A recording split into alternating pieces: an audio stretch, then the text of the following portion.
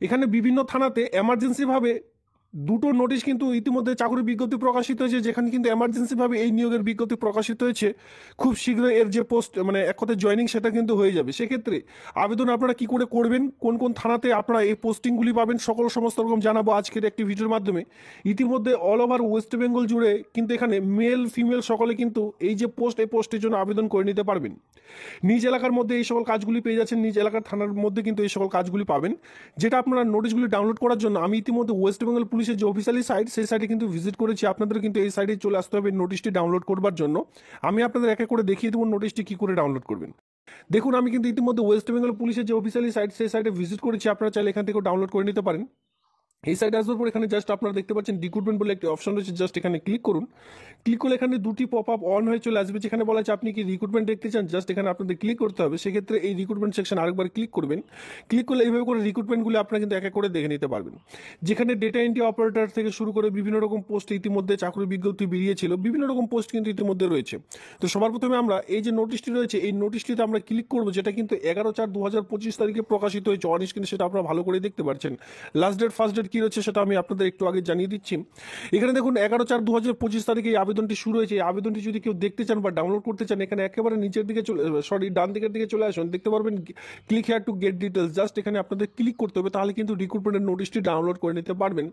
বাকি নোটিশটি যে রয়েছে 2 নম্বর নোটিশটি, সেটা ডাউনলোড করতে হলে সেটাও কিন্তু এখানে দেখতে পাচ্ছেন গেট ডিটেলস, জাস্ট এখানে ক্লিক করে করে আপনাদের কিন্তু ডাউনলোড করে নিতে হবে। তো চলো আমি আপনাদের ডাউনলোড করে দেখিয়ে দিচ্ছি। আপনারা চাইলে অফিসিয়ালি সাইট থেকে এইভাবে করে নোটিশগুলো এক এক করে ডাউনলোড করে নিতে পারবেন। দেখুন, এই যে কাজ, এই কাজটি কিন্তু পাবেন পিওরলি কন্ট্রাকচুয়াল ভিত্তিক হিসাবে। ঠিক আছে, যেহেতু আমি ডাউনলোড করে নিয়েছি, অতএব সরাসরি চলে যাবো ডাউনলোড করা সেই রিক্রুটমেন্টের নোটিশটির মধ্যে। আপনারা কিন্তু চাইলে এই যে গেট ডিটেলস রয়েছে এখানে ক্লিক করে ডাউনলোড করে নিয়ে তারপরে নোটিশটি দেখে নেবেন। দেখুন বন্ধুরা, এই যে কাজ, এই কাজটি দেখুন রিমিউনেশন অ্যান্ড বেনিফিটস। এই যে কাজ, এই কাজটি কিন্তু থাকছে পিওরলি কন্ট্রাকচুয়াল ভিত্তিক, মানে এখানে আপনারা কন্ট্রাকচুয়াল এই যে কাজ, এই কাজটি কিন্তু পেয়ে যাচ্ছেন।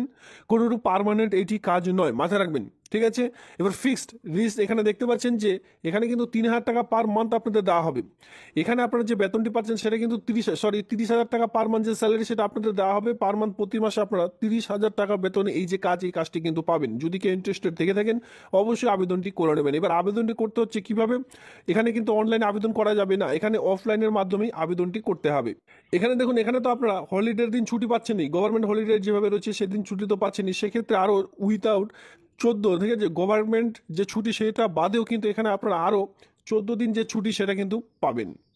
আর এই যে কাজ পিরিয়ড অফ 1 ইয়ার, দেখুন এখানে কন্ট্রাকচুয়াল যেহেতু কাজ, সেক্ষেত্রে period this engagement shall be entirely for the period of 1 ইয়ার।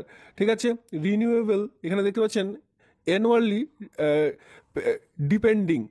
এখানে যেটা বলা আছে আপনারা কিন্তু পরবর্তীতে রেনুয়াল করতে পারবেন। পরবর্তীতে যদি এই পোস্টে এক কথায় প্রয়োজন হয়, ঠিক আছে, এই পোস্টে তো আপনারা আপাতত কাজটি পাচ্ছেন, পরবর্তীতে যদি আবারও দরকার হয় সেক্ষেত্রে আপনি কিন্তু রেনুয়ালও করতে পারবেন।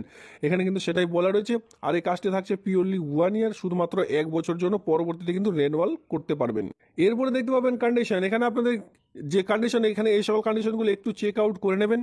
এরপরে দেখতেই পাচ্ছেন যে আপনার যে কাজ, সে কাজটি কী ধরনের করতে হবে, কি কি কাজ আপনাদের এখানে করতে হবে, সমস্ত রকম ডিক্লারেশন এখানে দেওয়া রয়েছে।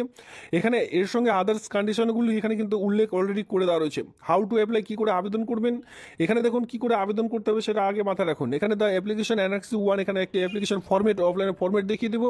সেই ফর্মেটের সঙ্গে অ্যালং উইথ দ্য রিলেভেন্ট যে সকল ডকুমেন্টসগুলি রয়েছে সমস্ত কিন্তু জাস্ট এখানে মেল করে দিতে হবে। অফলাইনের মাধ্যমে আবেদন, তবে এখানে আপনাদের কোথাও অফলাইনে জমা করতে হচ্ছে না, নিজেরাই বাড়িতে বসে কিন্তু ফোনে সেই সকল ছবি তুলে পিডিএফ করে সেই পিডিএফটি এই ইমেল আইডিতে পাঠিয়ে দিলে আবেদনটি একেবারে কমপ্লিট হয়ে যাবে। সেক্ষেত্রে আবেদন প্রক্রিয়া কিন্তু সহজভাবেই রয়েছে। শুধুমাত্র কষ্ট করে যে কোনো ক্যাব সেন্টার বা অনলাইন দোকান থেকে আপনাদের অফলাইনে ফর্মেটটি শুধুমাত্র প্রিন্ট আউট করে নিতে হবে, বাকিটা আপনারা নিজেরাই মোবাইল ফোন থেকে করে নিতে পারবেন। এখানে কি বলা হয়েছে দেখুন, অথবা আপনারা চাইলে স্পিড পোস্টের মাধ্যমে ইনভলভে যেটা অ্যাটাচ করে দিয়ে ইনভলভের মধ্যে সেটা কিন্তু আপনারা চাইলে সেটি জমাও করে দিতে পারেন। এই যে ঠিকানাটি রয়েছে এই ঠিকানার মাধ্যমে আপনাদের ফর্মটি জমা করতে হবে। লাস্ট ডেট দেখুন, এই মাসের 20 তারিখ পর্যন্ত যে আবেদন সেটা কিন্তু করা যাবে। 20/4/2025 তারিখ পর্যন্ত যে আবেদন সেটা কিন্তু এখানে সময় রয়েছে। কোন ঠিকানা পাঠাবেন, to the directorate of general inspector general of police, যেখানে ওয়েস্ট বেঙ্গল, ভবানী ভবন, আলিপুর, কলকাতা 700027, এই ঠিকানায় আপনাদের পাঠাতে হবে। অর বিফোর 20/4/2025 তারিখের মধ্যে কিন্তু পাঠাতে বলা হয়েছে। যে কোনো একটিভাবেই আপনারা আবেদনটি করতে পারবেন। হয়তো আপনারা ইমেল আইডিতে স্ক্যান করে পাঠিয়ে দিন, নইলে আপনারা স্পিড পোস্টের মাধ্যমে আপনারা চাইলে এই যে ঠিকানাটি রয়েছে পিনকোড সহ এই ঠিকানায় পাঠিয়ে দিতে হবে হেড অফিসে, তাহলে আবেদনটি কমপ্লিট হয়ে যাবে। তো একটু নিচের দিকে আসলে এখানে আপনারা দেখতে পাচ্ছেন যে অ্যাপ্লাই যে করবেন তার জন্য অফলাইনের ফর্মেট এখানে দেওয়া রয়েছে। ডান সাইডে এফিক্স পাসপোর্ট মাপের ছবি আপনাদের অ্যাটাচ করতে হবে। নেম অফ দ্য অ্যাপ্লিকেন্ট, এখানে পুরো নাম বসাতে হবে, সকল সমস্ত ফিল করবেন মাধ্যমিকের অ্যাডমিট কার্ড অনুযায়ী মাধ্যমিক পাশের। আর এখানে যে সকল ফিল আপ করবেন প্রত্যেকটি ঘরে কিন্তু আপনাদের ব্লক লেটারে ফিল আপ করতে হবে। মাথায় রাখবেন ব্লক লেটারে কিন্তু ফিল আপ করতে হবে, কোনোরূপ স্মল লেটারে আপনারা ফিল আপ করবেন না। ফার্স্ট অফ অল আপনার নাম, এরপরে অ্যাড্রেস উইথ কন্ট্যাক্ট নাম্বার, এই যে ছোট্ট করে বক্সটি রয়েছে এই ছোট্ট করে বক্সটির মধ্যে আপনার পুরো অ্যাড্রেস সঙ্গে আপনার কিন্তু কন্ট্যাক্ট নাম্বার মানে ফোন নাম্বারটি কিন্তু বসাতে বলা হয়েছে। তো আপনারা একটু সুন্দর করে ছোট ছোট করে এই সকল ঘরগুলি ফিল আপ করে নেবেন। এরপরে নিচের দিকে দেখতে পাচ্ছেন ইমেল আইডি, আপনার যে ইমেল আইডিটি রয়েছে সেটা অবশ্যই আপনার খুবই গুরুত্বপূর্ণ এবং কি মোবাইল নাম্বার খুবই গুরুত্বপূর্ণ, এই সকল একটু দেখে শুনে পরিষ্কারভাবে বসাবেন। ডেট অফ বার্থ যেটা রয়েছে মাধ্যমিক পাশের অ্যাডমিট কার্ড অনুযায়ী সেটা আপনারা বসাবেন। এজ অন ক্লোজিং ডেট, এখানে আপনারা দেখতে পাচ্ছেন এই যে মানে আবেদনটির লাস্ট ডেট রয়েছে 20/4/2025 তারিখ, এই অনুযায়ী টোটাল আপনার কত বয়স হচ্ছে সেটা এখানে বসাতে বলা হয়েছে। এডুকেশনাল কোয়ালিফিকেশন, কত দূর আপনাদের কোয়ালিফিকেশন রয়েছে, অবশ্যই এখানে আপনাদের যে বিএ পাস লাগবে সেই বিএ পাসের এখানে সকল সমস্ত রকম পার্সেন্টেজ থেকে শুরু করে সকল সমস্ত রকম বসিয়ে দেবেন। এরপর বলা হচ্ছে এক্সপিরিয়েন্স যাদের রয়েছে তারা কিন্তু এখানে আলাদা বেনিফিট পেয়ে যাচ্ছেন, তো সেক্ষেত্রে এক্সপিরিয়েন্স থাকলে এখানে বসিয়ে দিলেন। এবার এখানে কি বলা আছে যে সকল সমস্ত রকম ডকুমেন্টস একসঙ্গে স্ক্যান করে দিয়ে আপনারা চাইলে এই ইমেল আইডি যেটা আমি একটু আগে দেখালাম ইমেল আইডি অথবা বাই পোস্টের মাধ্যমে কিন্তু স্পিড পোস্টের মাধ্যমে কিন্তু পাঠাতে পারেন। তো আপনাদের যেটা সুবিধা হবে সেই অনুযায়ী কিন্তু আপনারা আবেদনটি করবেন। তো এই অফলাইনের ফরম্যাটের সঙ্গে সবার প্রথমে মাধ্যমিকের অ্যাডমিট কার্ড, মার্কশিট, এরপরে এইচএস এর মার্কশিট দিতে পারেন, সার্টিফিকেটগুলি দিতে পারেন। এরপরে আপনাদের বিএ পাসের সার্টিফিকেটগুলি দিতে হবে, দিয়ে কাস্ট সার্টিফিকেট দিতে পারেন, ঠিক আছে। এরপরে Aadhaar card, voter card self attested করে একটি খামের মধ্যে ভরে তারপরে কিন্তু ফর্মটির সঙ্গে আপনারা জমা করে দেবেন। আর এই ডিফেন্স রিলেটেড যদি আপনাদের কোনো রকম সার্টিফিকেট থেকে থাকে সেই সকল কিন্তু অ্যাটাচ করে দেবেন, কোনো রকম অসুবিধা হবে না। সেই সকল দিয়ে আপনারা কি করবেন, যদি অফলাইনে এই ফর্মটি জমা করতে চান স্পিড পোস্টের মাধ্যমে সেক্ষেত্রে স্পিড পোস্টের মাধ্যমে পাঠাবেন।